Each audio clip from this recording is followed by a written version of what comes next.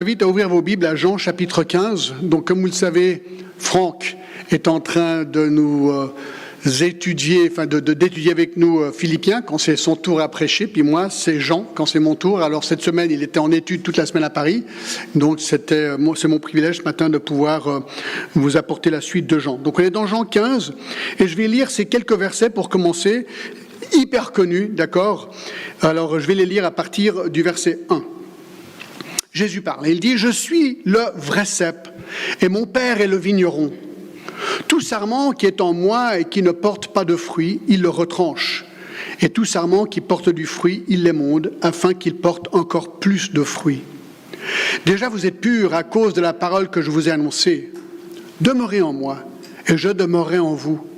Comme le sarment ne peut de lui-même porter du fruit, s'il ne demeure attaché au cep, ainsi vous ne le pouvez pas non plus si vous ne demeurez en moi. Je suis le cep, vous êtes les sarments. Celui qui demeure en moi et en qui je demeure porte beaucoup de fruits, et sans moi vous ne pouvez rien faire. Si quelqu'un ne demeure pas en moi, il est jeté dehors, comme le sarment, et il sèche. Puis on le ramasse, on le jette au feu, et il brûle. Si vous demeurez en moi et que mes paroles demeurent en vous, vous demanderez ce que vous voudrez et cela vous sera accordé. Si vous portez beaucoup de fruits, c'est ainsi que mon Père sera glorifié et que vous serez mes disciples. Comme le Père m'a aimé, je vous ai aimé. Demeurez dans mon amour. Si vous gardez mes commandements, vous demeurez dans mon amour, de même que j'ai gardé les commandements de mon Père et que je demeure dans son amour. Je vous ai dit ces choses afin que ma joie soit en vous et que votre joie soit parfaite. C'est ici mon commandement. Aimez-vous les uns les autres comme je vous ai aimé. Il n'y a pas de plus grand amour que de donner sa vie pour ses amis. Vous êtes mes amis si vous faites ce que je vous commande. Alors, je ne sais pas si vous avez vu sur le site le titre que j'ai donné à ce message. Le voilà. Le profil troublant d'un faux disciple. Le profil troublant d'un faux disciple. Alors, peut-être vous vous êtes posé la question en regardant le titre, si vous connaissez ce passage, mais est-ce que le titre vraiment colle avec le passage? Est-ce que vraiment ce passage parle du sujet d'un faux disciple? Eh bien, pour répondre à ces questions, il faut regarder brièvement sur le contexte de ce passage. Car la scène, comme vous vous rappelez peut-être, se déroule pendant le dernier repas de la Pâque juive que Jésus et ses disciples ont, juste avant d'être arrêtés quelques heures plus tard, dans le jardin de Gethsémanès. Il va être jugé et il sera crucifié le lendemain. Judas vient d'être démasqué en tant que traître et il quitte la pièce. Il reste donc à cet instant Jésus et les 11 autres disciples. Et durant ce dernier repas, les chapitres 13 à 17, dans cette section, c'est une section qu'on appelle le discours de la chambre haute, Jésus va donner ses dernières grandes consignes à ses disciples. Et la première partie, les versets chapitres 13 à 14, il est dédié à réconforter ses disciples qui viennent d'apprendre qu'il va vraiment les quitter et que le lendemain, qu'il va mourir. Alors il y a une sorte de panique qui s'installe parmi les disciples, mais Jésus va les réconforter, et c'est ce qu'on a vu les 3 derniers messages, comment il réconforte ses disciples. Mais, à partir du chapitre 15, le ton change. Il n'est plus en train de les réconforter, maintenant, il va les avertir. Rappelons-nous plus en détail ce qui vient de se passer. Regardez le chapitre 13 et le verset 1. Avant la fête de la Pâque, Jésus, sachant que son heure était venue de passer de ce monde au Père, et ayant aimé les siens qui étaient dans le monde, mit le comble à son amour. Et alors vous vous rappelez qu'il va maintenant laver les pieds de ses disciples, et regardez verset 2, pendant le souper, alors que le diable avait déjà mis dans le cœur de Judas Iscario, fils de Simon, le dessein de le livrer, Jésus fait l'impensable et lave les pieds des disciples. Verset 10. Jésus lui dit, celui qui est baigné n'a besoin que de se laver les pieds et être entièrement pur. Vous êtes purs, mais non pas tous. Car il connaissait celui qui allait le livrer, c'est pourquoi il dit, vous n'êtes pas tous purs. Donc là, il parle bien sûr de Judas qui allait le trahir. Verset 18. Ce n'est pas de vous tous que je parle, mais je connais ceux que j'ai choisis, mais il faut que l'Écriture s'accomplisse. Celui qui mange avec moi le pain a levé son talon contre moi. » Verset 21, ayant ainsi parlé, Jésus fut troublé en son esprit, et il dit expressément, en vérité, je vous le dis, l'un de vous me trahira. Verset 25, et ce disciple s'étant penché sur la poitrine de Jésus, lui dit, Seigneur, qui est-ce ? Qui va te trahir ? Jésus répondit, c'est celui à qui je donnerai le morceau trempé. Ayant trempé le morceau, il le donna à Judas, le fils de Simon, l'Iscario. Et regardez le verset 27, c'est un verset terrible. Dès que le morceau fut donné, Satan entra dans Judas.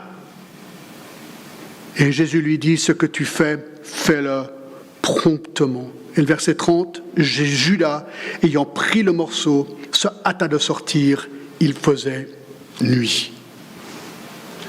Oui, Jésus a bien lavé les pieds de ses disciples, c'est ce qu'on retient.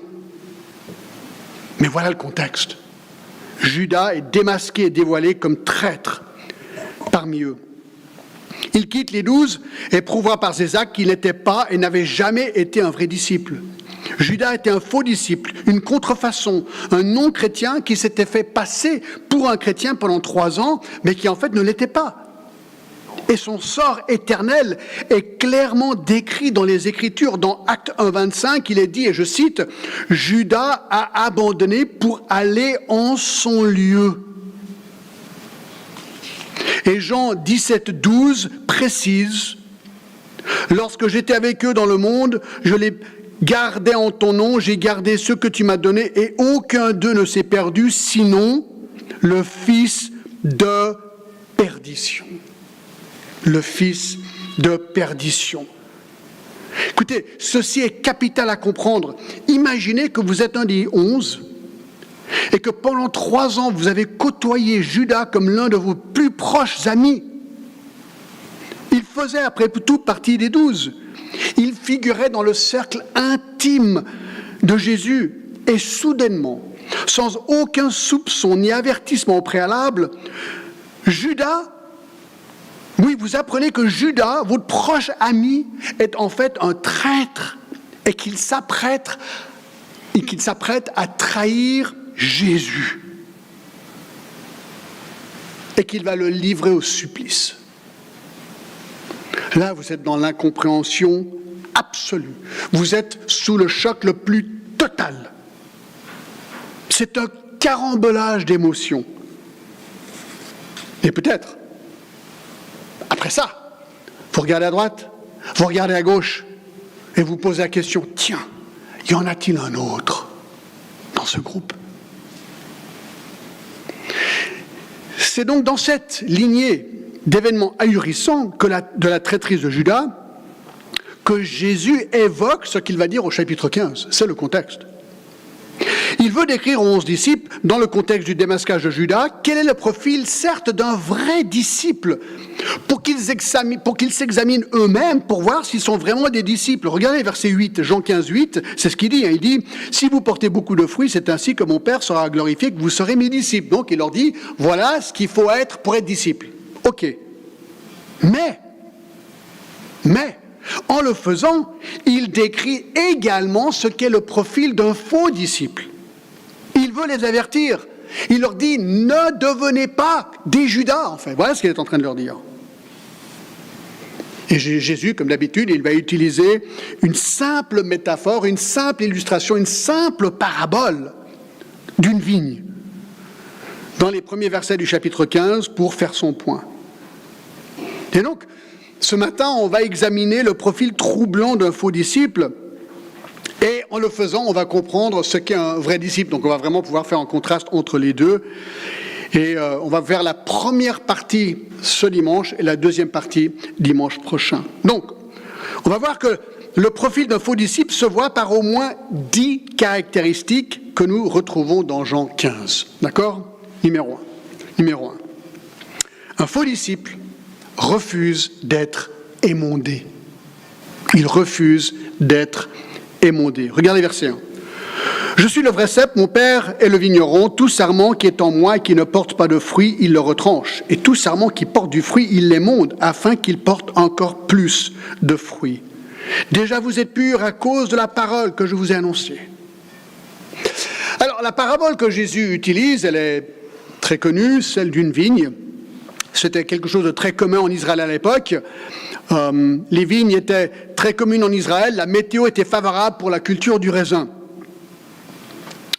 Alors, le problème avec les paraboles, il ne faut pas les pousser à l'extrême. Vous allez voir, d'accord ? Donc dans le verset 1, il dit tout simplement, Jésus parle, « Je suis le vrai cep et mon père est le vigneron. » Alors un cep, c'est le pied d'une vigne, si vous voulez, le tronc central quelque sorte. Et il dit, je suis le vrai cep. Donc, Jésus dit que je suis le cep, donc le tronc central, mais il dit, quand même un petit détail intéressant, il dit pas simplement qu'il est le cep, mais il dit qu'il est le vrai cep. Alors, quand il dit qu'il est le vrai cep, ça implique quoi ? Qu'il y a des faux ceps. Il y a des faux ceps. Alors, qui se font passer pour des ceps, mais qui ne le sont pas. Et il le dira, enfin, il l'a déjà dit dans Matthieu 24, 4, il dit tout simplement comme ceci, Jésus leur répondit, prenez garde que personne ne vous séduise, car plusieurs viendront sous mon nom, disant, c'est moi qui suis le Christ. Et ils séduiront beaucoup de gens. Et le verset 11, verset 11, plusieurs faux prophètes s'élèveront et ils séduiront beaucoup de gens.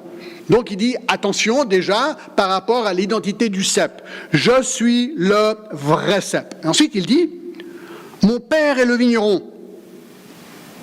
Alors le vigneron, c'est celui qui cultive la vigne pour en récolter le fruit. Là, il dit que c'est le père. Verset 2. Tout sarment qui est en moi et qui ne porte pas de fruit, il le retranche, et tout sarment qui porte du fruit, il l'émonde, afin qu'il porte encore plus de fruits. Alors c'est quoi un sarment ?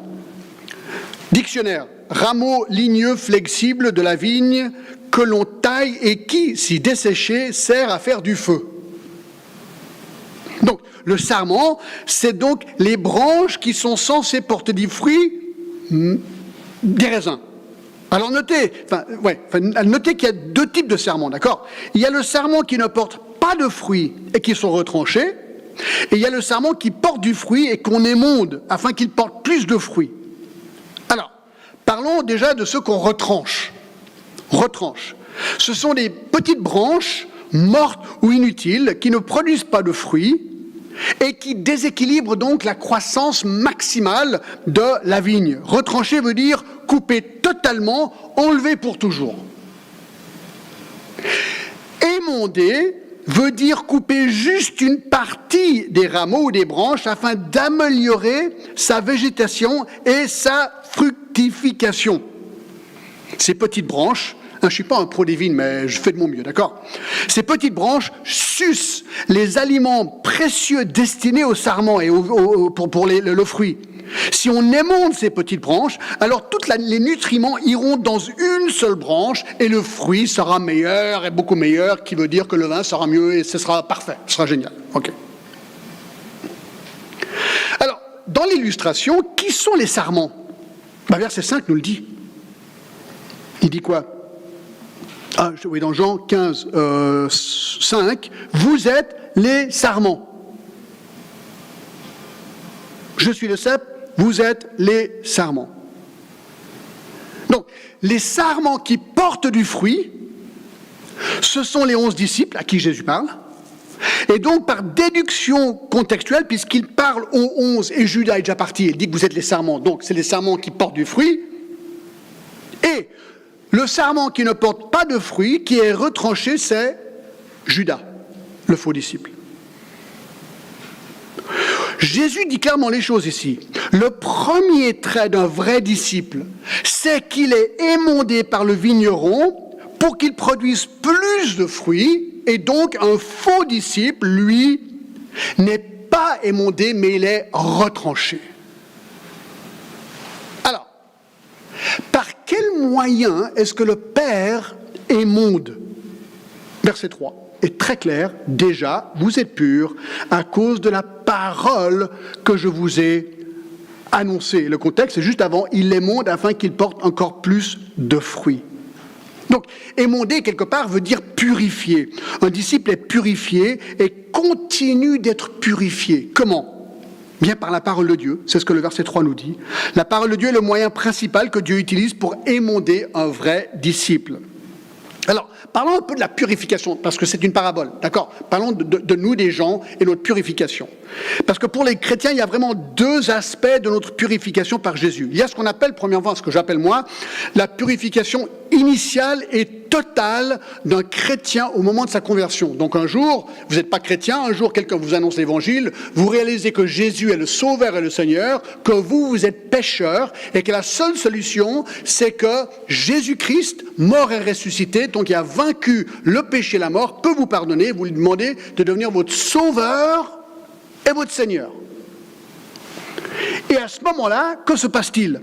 Acte 3,19 est hyper clair, qui dit « Repentez-vous donc et convertissez-vous pour que vos péchés soient effacés. » Donc à l'instant où tu donnes ta vie, quelque part, ou que tu acceptes Jésus-Christ, ou que tu te repens et tu demandes à Christ de te sauver, tu es pardonné de tous tes péchés, ils sont tous effacés.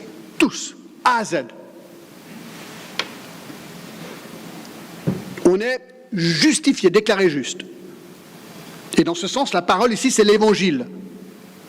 Mais, tout au long de la vie du chrétien, le Seigneur continue à l'émonder. Il nous taille, car comme les vignes, nous avons une fâcheuse tendance à permettre que des sarments infructueux poussent dans nos vies. Celles-ci, Dieu les émonde. Et il le fait en utilisant la parole de Dieu. C'est ce que nous appelons la conviction du péché, la confession de notre péché de manière régulière. Regardez Jean 13. Jésus a déjà parlé de ce sujet même là dans la chambre haute. Dans Jean 13, verset 10, vous vous rappelez, Jésus est en train de laver les pieds et tout d'un coup Pierre dit « Ah non, écoute, alors là franchement, Jésus, tu peux pas quand même laver les pieds, ce serait trop indigne pour toi. » Jésus lui dit, verset 10, « Celui qui est baigné n'a besoin que de se laver les pieds. » Parce qu'ensuite, après ça, quand il a compris, il dit « Ouais, alors donne-moi un bain complètement. » Et Jésus lui dit au verset 10, « Celui qui est baigné n'a besoin de se laver les pieds pour être entièrement pur. Vous êtes purs, mais pas tous. » D'accord ? Et donc il est en train de dire qu'une fois que tu es baigné, une fois que tu es sauvé, il ne faut que se laver les pieds quotidiennement. C'est-à-dire qu'il faut juste confesser ses péchés. Une fois chrétien né de nouveau, il faut tout simplement de manière régulière être sensible et confesser son péché. Mais alors comment ça marche pratiquement ? Voilà. Disons que tu es chrétien aujourd'hui, d'accord ? Tu es vraiment chrétien, tu es authentique. Comment est-ce que Dieu t'émonde par la parole de Dieu ? Je vous donne un exemple, d'accord ? Tu es en train de travailler dans ton garage, tu es en train de clouer un truc et paf, avec le marteau, tu tapes le doigt et je suis sûr que ça arrivera à personne ici, mais je pense comme ça. Peut-être, éventuellement, quelqu'un d'autre que vous connaissez pourrait dire un gros mot à ce moment-là. Ah, je ne vais pas le dire, d'accord ? Parce que j'oserais jamais dire un truc comme ça, d'accord ? Vous dites un gros mot. Un vrai chrétien qui marche avec le Seigneur, il va tout de suite dire « Ah !» Éphésiens 4. N'est-ce pas ? Ah, Éphésiens 4, 29, qu'il ne sort de votre bouche aucune parole mauvaise, mais s'il y a lieu, quelques paroles qui servent à l'édification et communiquent une grâce à ceux qui l'entendent. Ah, Seigneur, pardonne-moi. Voilà la réaction d'un vrai chrétien. Autre exemple. Imaginons, jamais dans cette église, mais dans d'autres églises, qu'il y aurait un chrétien qui n'aime pas un autre chrétien. Imaginez. D'accord ? Il y a quelqu'un que franchement, vous n'aimez pas, et que franchement, jamais dans cette église, mais que vous essayez franchement d'éviter. Et là, tout d'un coup, vous voyez la personne, vous voyez votre attitude, et tout d'un coup, vous dites « Romains 12, 19 et 21. » Romains 12, 19 et 21 vous flash tout de suite dans la tête. Hein ? Ne vous vengez point vous-même, mes bien-aimés, laissez agir la colère, car il est écrit à moi la vengeance, à moi la rétribution. Mais si ton ennemi, alors je ne vais pas aller jusqu'à là, mais si ton ennemi a faim, donne-lui à manger. S'il a soif, donne-lui à boire, car en agissant ainsi, tu amasseras des charbons ardents sur sa tête. Ne te laisse pas vaincre par le mal, mais surmonte le mal par le bien. Bref, Seigneur, pardonne mon attitude. Peut-être, et je sais qu'aujourd'hui c'est un immense problème, Vous êtes chrétien et honnêtement, ça c'est péché secret. Vous luttez avec la pornographie sur votre téléphone portable. Parce qu'en 3 clics, il y a tout ce qu'on veut aujourd'hui. Et tout d'un coup, vous dites « Ah ! Psaume 101.3, Job 31.1, Matthieu 5, 28 et 29. » Tout de suite, ça vous vient à l'esprit, n'est-ce pas? Tout de suite. Le psaume 101.3 est absolument génial. D'accord? Le psaume 101.3, « Je ne mettrai rien de mauvais devant mes yeux. Je hais la conduite des pécheurs et ne s'attachera point à moi. » Seigneur, pourquoi est-ce que je me permets de regarder ça? Et ensuite, vous regardez à Job 31, ça c'est un beau verset aussi. Job 31.1, qui dit quoi? J'avais fait, c'est Job qui dit ça, Job, qui veut dire qu'il luttait. Parce qu'il dit, j'avais fait un pacte avec mes yeux et je n'aurais pas arrêté mes regards sur une vierge. Job a dit se dire, il a dû faire un pacte avec ce dire. Job, non, mes yeux, je ne permettrai pas que mes yeux, c'est comme ça qu'il le dit à l'époque, arrêtent ses regards sur une vierge. Mais peut-être vous dire, ouais, je vais être encore plus radical. Ah oui, Matthieu 5, 28 et 29, c'est vrai, c'est clair. Matthieu 5, 28, si ton œil droit est pour toi une occasion de chute, quoi? Arrache-le. Jette-le loin de toi, car il est avantageux pour toi qu'un seul de tes membres périsse, que ton corps entier ne soit jeté dans la géhenne. Il est en train de dire que celui qui ne lutte pas, qui n'est pas radical et draconien avec le péché, s'il laisse tout venir, ben il révèle quoi? Qu'il n'est probablement pas un vrai disciple. Donc, vous voyez, c'est très pratique. Un vrai disciple, numéro 1, accepte d'être émondé par la parole de Dieu. Un faux disciple refuse d'être émondé par la parole de Dieu. Vous savez, ce matin en arrivant, quelqu'un est venu me voir, juste avant d'arriver, on était dans le couloir, et cette personne m'a dit, John, il faut que je te parle, s'il te plaît, il faut que je te parle. Je lui ai dit, ah bon? Elle dit, écoute, j'ai dit quelque chose l'autre jour et je crois t'avoir offensé. Je lui ai dit, quoi? Cette personne était convaincue qu'elle m'avait offensé. Moi, je ne l'avais pas du tout pris comme une offense, mais elle était convaincue qu'elle m'avait offensé et qu'elle devait faire quelque chose pour réparer ça. Et là, j'ai envie d'en pleurer. Elle m'a offert une boîte de chocolat pour me dire merci. Et elle m'a demandé pardon, mais j'ai dit, mais pour moi, il n'y avait pas de problème. Et pour elle, il y avait un problème. Elle avait été convaincue. Et donc, elle a fait ce geste pour faire la paix entre nous. Et je lui ai dit, écoute, alors là, c'est pile poil un des points de mon message. Voilà un chrétien. Un chrétien, il est sensible à son péché et il est continuellement en train de se faire émonder. Merci à cette personne.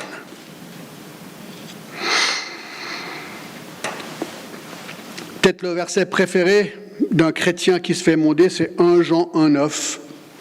Si nous confessons nos péchés, et là il parle des chrétiens, donc on les confesse, il est fidèle et juste pour nous les pardonner et pour nous purifier de toute iniquité. Deuxième trait d'un faux disciple.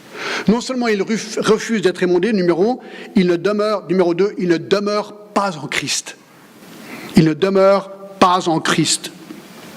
On est de nouveau dans Jean 15, à partir du verset 4. Demeurez en moi et je demeurerai en vous, comme le sarment ne peut de lui-même porter du fruit, et s'il demeure attaché au cep, ainsi vous ne le pouvez pas non plus si vous ne demeurez pas en moi.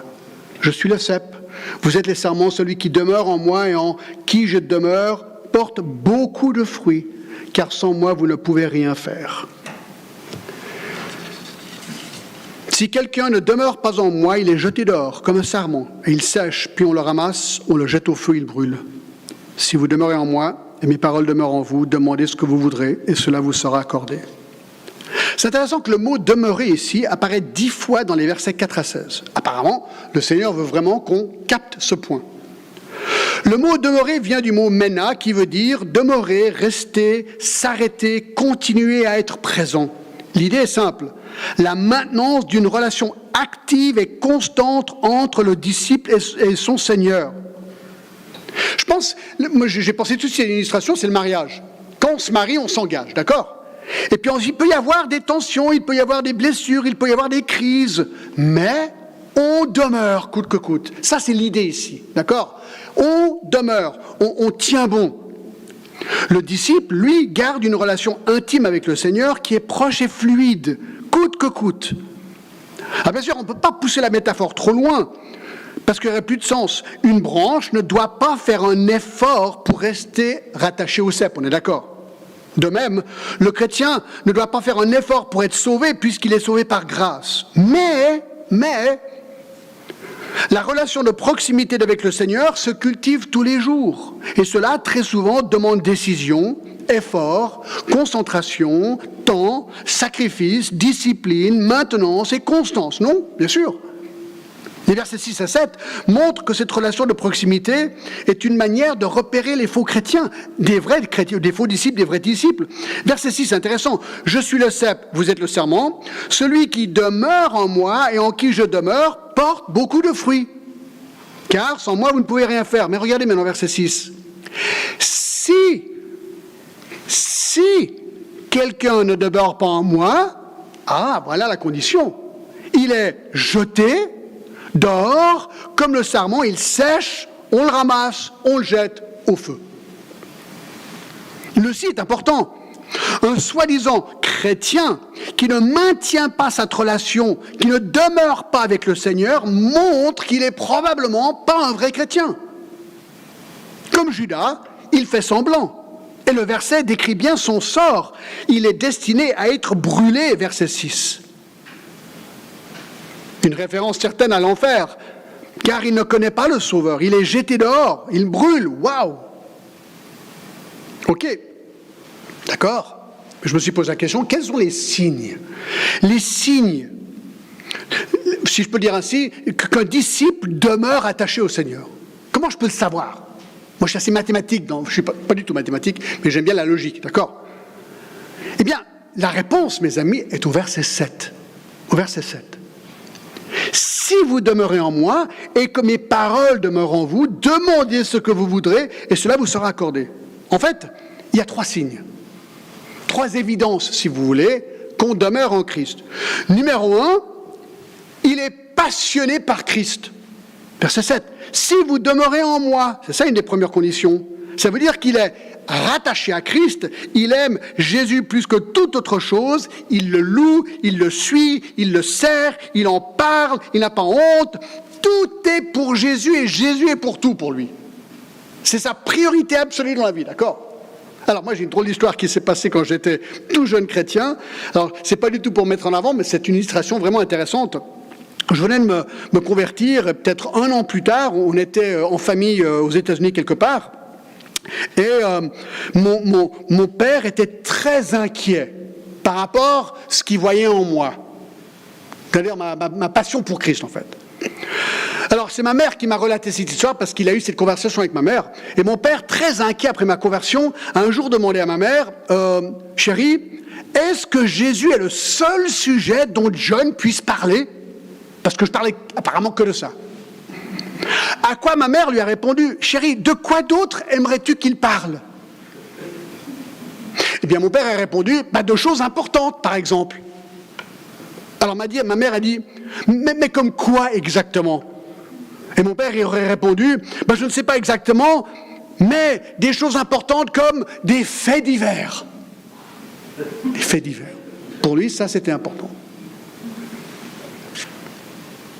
Apparemment, après ma conversion, c'est vrai que le Seigneur a enflammé mon cœur et je me gênais pas, quoi. Je parlais de 2 choses, je dis peut-être un petit peu me calmer, parce que c'était peut-être un petit peu trop, mais c'était intéressant de voir. C'est vrai que tout avait changé dans moi.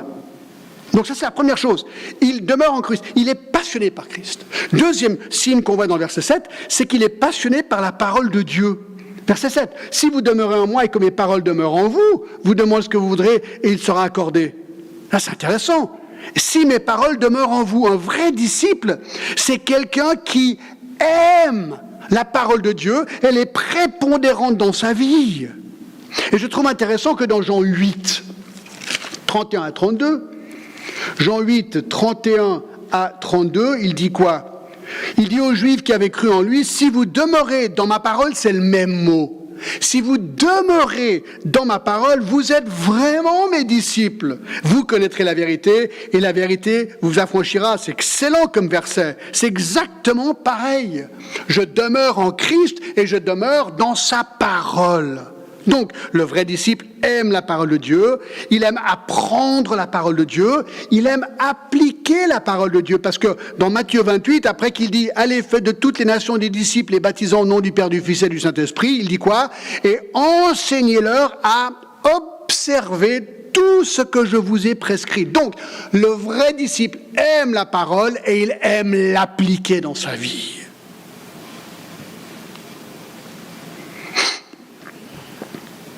Parfaitement ? Ah non, mais il aime et il veut.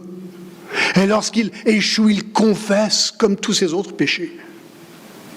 Mais il y a un troisième signe. Regardez, c'est intéressant, verset 7 encore. Demandez ce que vous voudrez, cela vous sera accordé. C'est intéressant. Il est passionné par la prière. Il est passionné par Christ, il est passionné par la parole, il est passionné par la prière. Demandez ce que vous voudrez, cela vous sera accordé. Il voit l'importance de cultiver une relation proche et intime avec le Seigneur qui va forcément découler dans une vie de prière régulière. Alors on sait que c'est compliqué la prière, on lutte tous avec la prière, mais il veut s'améliorer dans ce domaine, comme dans tous les domaines. Et lorsqu'il voit des réponses à ses prières, alors là il est hyper encouragé. Mais vous savez, pour voir des réponses, il faut prier. Si tu ne pries pas, tu ne vas pas avoir de réponse. Donc, trois choses marquent ou démontrent cette relation vivante avec le Seigneur, c'est qu'on aime Christ, on aime sa parole et on aime la prière. Un faux disciple, un faux. Lui, dans le fin fond de lui-même, franchement, il n'aime pas Jésus. Il n'aime pas la parole ni la prière. Oh, il peut donner l'impression d'aimer ces choses pour se faire passer pour un vrai chrétien, mais au fond de lui, il n'y a pas vraiment l'intérêt. C'est pas une passion. Oui, alors bien sûr, il peut imiter, il peut se faire passer. Judas était super bon à se faire passer pour un vrai chrétien. Vous savez, on peut copier, c'est très facile de copier. Mais le cœur n'y était pas, ni pour la parole, ni pour la prière. Alors c'est dur à débusquer ça. Les disciples n'avaient aucun soupçon pour Judas.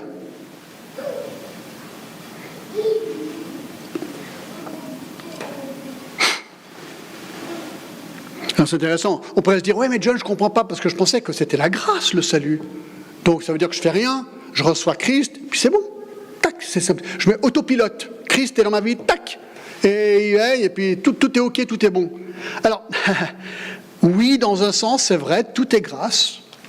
C'est ce que Ephésiens 2, 8, car c'est par la grâce que vous êtes sauvés, par le moyen de la foi, cela ne vient pas de vous, c'est le don de Dieu, ce n'est point par les œuvres, afin que personne ne glorifie. Donc oui, c'est vrai, Christ vit en vous, il vit sa vie, tout est gratuit, c'est génial. Mais, verset 10, car nous sommes son ouvrage et ont été créés en Jésus-Christ pour de bonnes œuvres, que Dieu a préparées d'avance afin que nous les pratiquions. Ah ouais, alors question, est-ce que c'est Jésus qui pratique tes œuvres ? Quand tu ouvres la Bible pour lire, est-ce que c'est Jésus ? Tu dis, ah Jésus ouvre la Bible et tout d'un coup là il y a un vent, puis la Bible s'ouvre toute seule. Arrête. Tu dois décider, ce matin je vais lire ma Bible, je veux quel chapitre ? Allez, 1 Corinthiens 1 et je lis. Il y a un effort à faire. Alors, il y a un désir qui est en nous, mais il y a un effort à faire. C'est Philippiens 2. Philippiens 2, 12, c'est exactement ce qu'il dit. Ainsi, mes bien-aimés, que vous avez toujours obéi, travaillez à votre salut. C'est pas dire travailler pour être sauvé. Travailler dans le sens que j'ai été sauvé. Maintenant, je travaille pour faire ce que le Seigneur veut que je fasse. Avec crainte et tremblement. Ouais. Alors moi, j'aime beaucoup, c'est un de mes versets préférés. Romains 6, 17. C'est génial. Romains 6, 17, il dit ça. Mais grâce soit rendue à Dieu de ce que, après avoir été esclave du péché, vous avez obéi de cœur à la règle de doctrine dans laquelle vous avez été instruit. Qui veut dire que je suis sauvé, Christ transforme moi, il transforme mon cœur, maintenant je veux obéir de cœur, mais je dois quand même faire. C'est obligatoire. Je dois faire. Je dois faire des trucs, quoi. Je dois faire les disciplines chrétiennes parce que je veux les faire, parce que Christ m'a donné l'envie de le faire. Et voilà ce que Judas a refusé. Pendant 3 ans avec le Seigneur, hypocrite parfait. Il a entendu les messages de Jésus, il a vu les miracles de Jésus, mais son cœur non régénéré était froid. Alors, ça a pris du temps pour le débusquer, 3 ans. 3 ans. Nos vrais disciples demeurera dans le Seigneur par le biais de 3 disciplines, comme j'ai déjà vu, Christ, la parole et la prière. 3.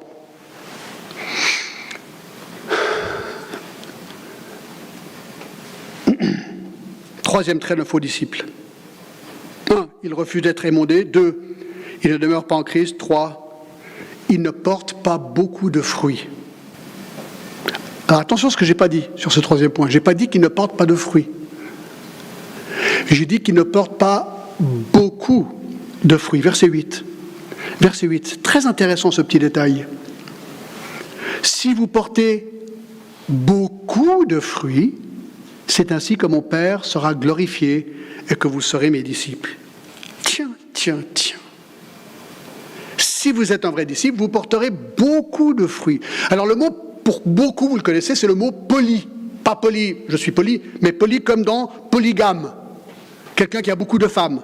Ou polytechnique, un lycée qui embrasse plusieurs sciences et techniques. Donc il dit qu'un vrai disciple porte beaucoup de fruits, il est multifruits, j'ai envie de dire.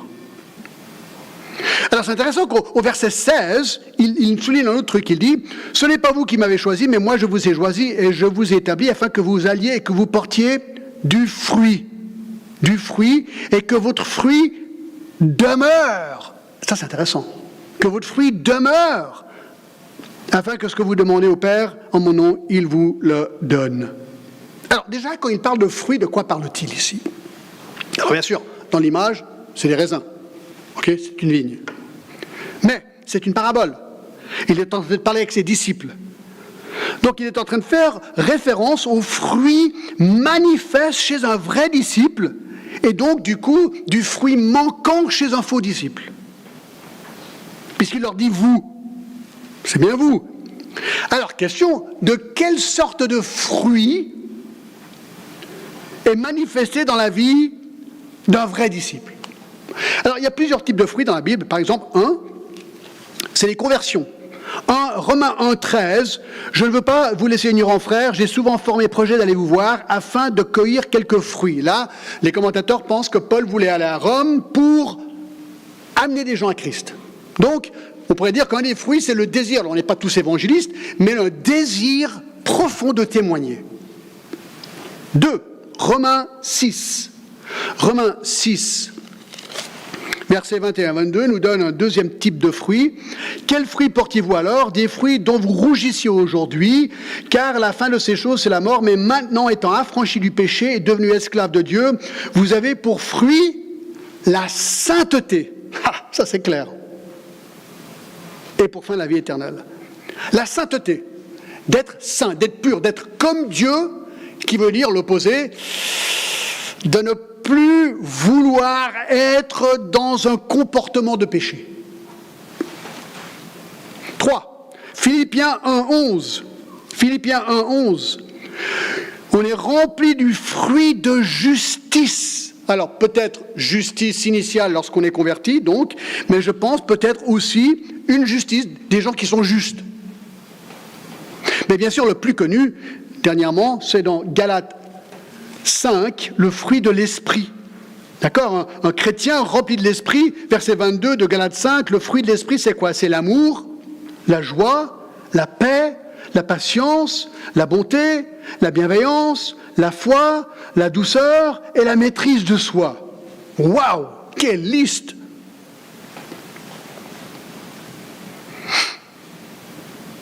Mais ce qui est intéressant, c'est que Jésus dit qu'il ne faut pas simplement produire du fruit, mais beaucoup de fruits. Beaucoup de fruits. Alors, déjà, comment est-ce qu'on produit un tel fruit? D'accord? Luc 6. Luc 6 nous explique d'où vient ce fruit. C'est vraiment très très pratique, d'accord?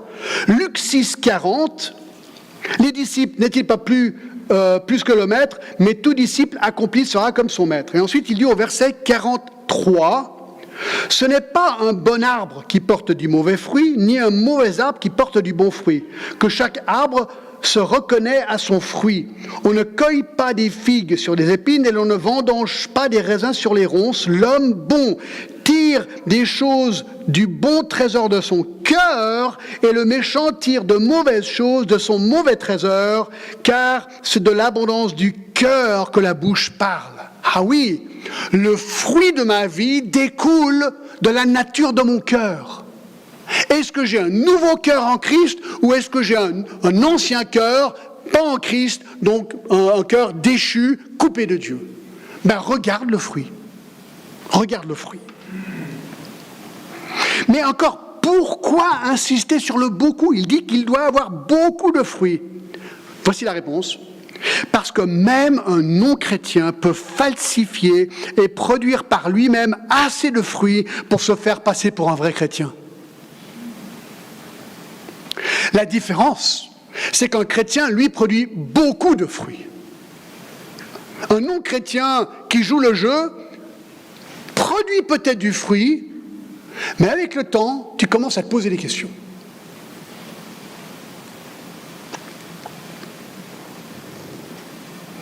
Vous savez, quand je me suis converti, moi j'étais un universitaire, j'avais 19 ans à l'université, et puis je vivais vraiment une vie païenne. Je suis parti en Inde, je me suis converti à New Delhi, puis alors, 6 mois plus tard, je reviens à mon université, d'accord, pour continuer mes études. Maintenant, je suis chrétien. Oh, le choc! Tous mes amis viennent me voir, mais ils ne savent pas du tout ce qui s'est passé, d'accord? Ils ne savent pas que je me suis converti. J'arrive. Tout d'un coup, j'ai radicalement diminué dans mes gros mots. J'avais une bouche, c'est la honte, mais je disais tellement de gros mots. Et là, très vite, le Seigneur a commencé à me convaincre sur ce point-là. Plus d'immoralité, c'était terminé. Plus de clopes, je fumais 2 paquets par jour à l'époque. Et plus de drogue. Je retourne à l'université. Non mais les gens, ils me regardaient, ils pensaient que j'étais un malade. Ils ne comprenaient pas. Tous les trucs qui étaient nos affaires de fun avant, terminé. Moi, j'allais à une étude biblique, j'avais ma Bible maintenant, d'accord? Oui, non, moi je vais à l'église. Et ils se disaient, mais il est complètement déconnecté ce gars, d'accord? Et c'est vrai, j'avais déconnecté. Non. En fait, je ne déconnectais pas, c'est que le Seigneur faisait une œuvre dans ma vie et le fruit de l'Esprit commençait à se manifester dans ma vie. Ben, le monde ne comprenait pas. Le monde ne comprenait pas. Le fruit, alors c'est pas parfait, hein, ça prend du temps, la sanctification. Mais il y avait du fruit dans ma vie, la sainteté, c'est ce qu'on avait vu, la justice, toutes ces choses commençaient à se manifester de plus en plus dans ma vie. Et je voulais témoigner aussi, je parlais à tout le monde, mais ils me prenaient pour un malade. Par contre, j'ai vu des gens venir à Christ, et ça c'était super. Donc, le faux disciple produit juste assez de fruits pour se faire passer pour un vrai disciple. Un vrai disciple ne produit pas juste du fruit, mais beaucoup de fruits. Alors vous dites, ouais, mais tout le monde ne produit pas le même nombre de fruits, ça c'est vrai. C'est vrai. Dans Matthieu 13, la parabole du semeur, 13, 20. Celui qui a reçu la semence dans les endroits pierreux, c'est celui qui entend la parole, qui la reçoit aussitôt avec joie. Donc là, je suis en train de parler là Enfin, je continue, verset 21. Mais il n'a pas de racine en lui-même, il manque de persistance, et dès qu'il survient une tribulation et une persécution à cause de la parole, il trouve une occasion de chute. Là, je pense que c'est un non-chrétien, mais qui a donné l'impression qu'il était chrétien. Pareil au verset 22. Celui qui a reçu la semence parmi les épines, c'est celui qui entend la parole, en qui les soucis du siècle, les séductions des richesses, étouffent cette parole, la rendent infructueuse, pas de fruit. De nouveau un non-chrétien. Mais regardez verset 23. Celui qui a reçu la semence dans la bonne terre, c'est celui qui entend la parole, qui la comprend, il porte du fruit, et un grain en donne 100, un autre 60, un autre 30. Alors on ne va pas tous produire 100% de fruits, mais on va tous produire beaucoup de fruits selon les capacités données à chacun.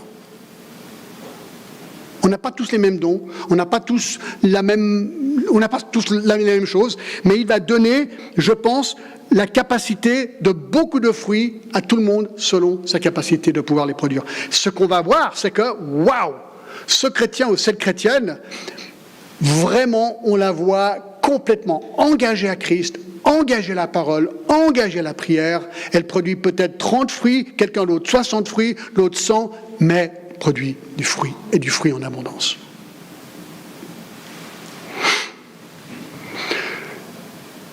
Le portrait troublant d'un faux disciple. Numéro 1, il refuse d'être émondé.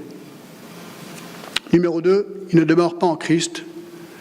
Numéro 3, il ne porte pas beaucoup de fruits. Numéro 4, il faudra revenir dimanche prochain parce qu'on n'a plus le temps. Désolé. C'est comme une série à la télé. Maintenant, vous êtes complètement... il faut que j'ai la suite. Revenez dimanche prochain. Ça va de mieux en mieux. C'est vraiment tellement intéressant. Vous voulez que je vous donne peut-être un teaser? Vous voulez un teaser? Vous aimez les teasers? Allez, je vous en donne un, d'accord? Regardez. Jean 15, les prochains versets, verset 9. Comme le Père m'a aimé, je vous ai aussi aimé. Demeurez dans mon amour. Voici.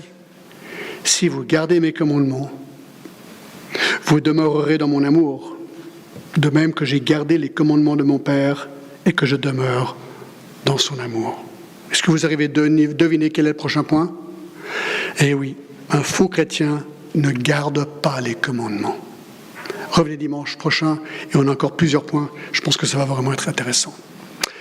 On va prier. Seigneur, voilà, de tout cœur, merci pour ce texte absolument fascinant qui fait un peu peur, il faut dire ce qui est. Il fait un peu peur, mais je pense que c'était le but ici. Je ne peux qu'imaginer être dans cette chambre haute, ayant vu mon ami Judas partir, ayant été démasqué comme traître. La peur, l'inquiétude que les autres ont dû avoir, se regardant les uns les autres. Et Seigneur, c'est à ce moment-là que tu as commencé à expliquer ce qu'est un vrai disciple et ce qu'est un faux disciple. Seigneur, moi je te prie que pour chacun de nous aujourd'hui, et que ce soit vraiment un exercice, mais sérieux, et qu'on s'examine chacun de nous soi-même. Seigneur, est-ce qu'on joue un jeu ici? Ou est-ce que notre vie est vraiment, vraiment consacrée à Jésus-Christ, Seigneur? Et Seigneur, merci parce que ce qu'on a vu aujourd'hui, c'est que tu nous émondes. Et Seigneur, est-ce que nous sommes heureux d'être émondés par toi? Est-ce que nous aimons être émondés par toi? Seigneur, est-ce que nous aimons demeurer en toi? Et est-ce que nous aimons porter beaucoup de fruits? Est-ce qu'il se manifeste autour de nous?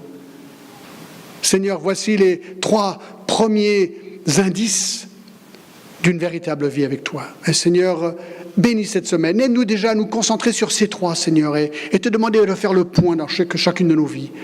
Et Seigneur, que tu sois hautement glorifié. Ramène-nous dimanche prochain, Seigneur, pour la suite. Et qu'on puisse être vraiment honnête. Et si peut-être quelqu'un ici ce matin réalise que, tu sais, je ne pense pas que je suis vrai, je me suis fait passer pour un vrai, eh bien peut-être qu'aujourd'hui, Seigneur, ils disent oui à Jésus-Christ comme Sauveur et Seigneur une fois pour toutes.